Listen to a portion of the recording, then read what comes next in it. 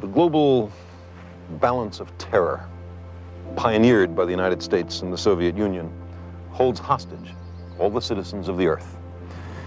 Each side persistently probes the limits of the other's tolerance, like the Cuban Missile Crisis, the testing of anti-satellite weapons, the Vietnam and Afghanistan wars. The hostile military establishments are locked in some ghastly mutual embrace. Each needs the other. But the balance of terror is a delicate balance with very little margin for miscalculation.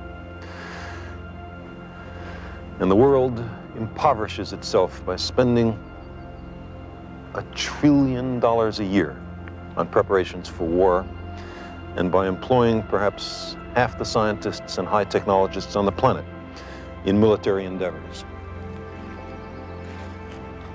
How would we explain all this to a dispassionate extraterrestrial observer? What account would we give of our stewardship of the planet Earth? We have heard the rationales offered by the superpowers.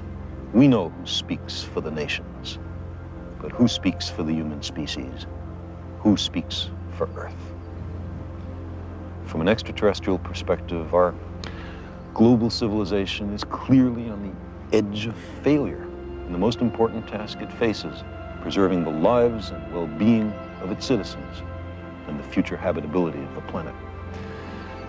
But if we're willing to live with the growing likelihood of nuclear war, shouldn't we also be willing to explore vigorously every possible means to prevent nuclear war?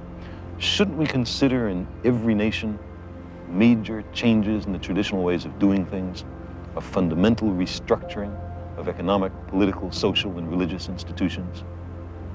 We've reached a point where there can be no more special interests or special cases. Nuclear arms threaten every person on the Earth.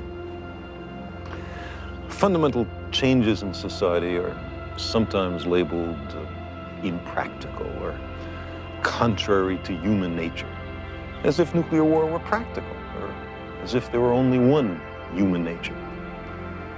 But fundamental changes can clearly be made. We're surrounded by them. In the last 2 centuries, abject slavery, which was with us for thousands of years, has almost entirely been eliminated in a stirring worldwide revolution. Women, systematically mistreated for millennia, are gradually gaining the political and economic power traditionally denied to them. And some wars of aggression have recently been stopped or curtailed because of a revulsion felt by the people in the aggressor nations. The old appeals to racial, sexual, and religious chauvinism and to rabid nationalist fervor are beginning not to work. A new consciousness is developing which sees the Earth as a single organism and recognizes that an organism at war with itself is doomed. We are one planet.